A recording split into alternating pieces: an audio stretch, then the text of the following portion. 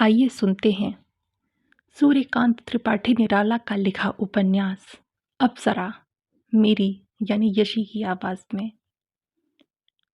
Eden garden में कृत्रिम सरोवर के तट पर एक कुंज के बीच शाम 7 बजे के करीब जलते हुए एक प्रकाश स्तंभ के नीचे पड़ी हुई एक कुर्सी पर 17 साल की चंपे की कली सी एक किशोरी बैठी हुई सरोवर की लहरों पर चमकती हुई चांद की किरणें और जल पर खुले हुए कांपते बिजली की बत्तियों के कमल के फूल एक चित से देख रही थी। और दिनों से आज उसे कुछ देर हो गई थी, पर इसका उसे ख्याल न था। युवती एकाएक चौंक कर कांप उठी। उसी बेंच पर एक गोरा बिल्कुल उससे सट कर बैठ गया। युवती एक बराल हट गई, फिर कुछ सोचकर इधर उधर देख घबराई हुई उठकर खड़ी हो गई।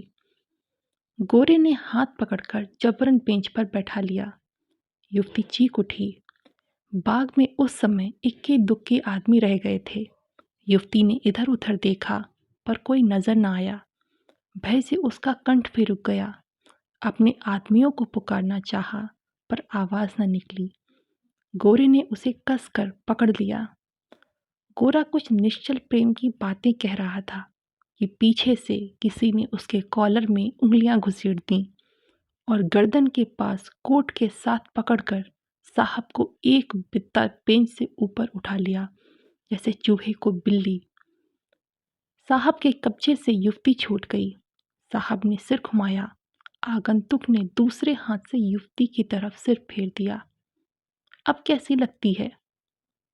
साहब झपटकर खड़ा हो गया। युवक ने कॉलर छोड़ते हुए जोर से सामने रेल किया।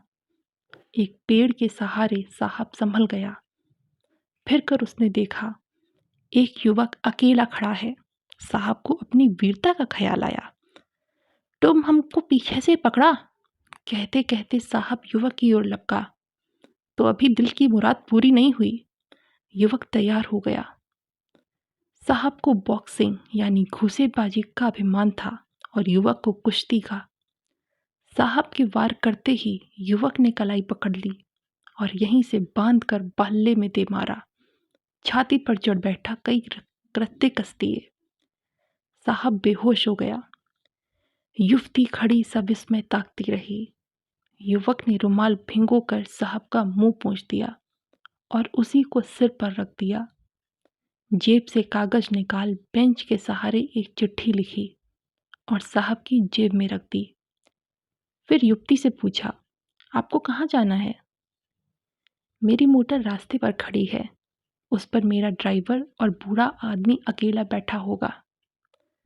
मैं हवाखोरी के लिए आई थी। आपने मेरी रक्षा की, मैं सदैव सदैव आपकी कृतज्ञ रहूंगी। युवक ने सिर झुका लिया। आपका शुभ नाम?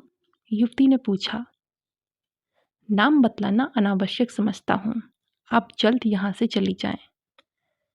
युवक को कृतज्ञता की सजल दृष्टि से देखती हुई युवती चल दी।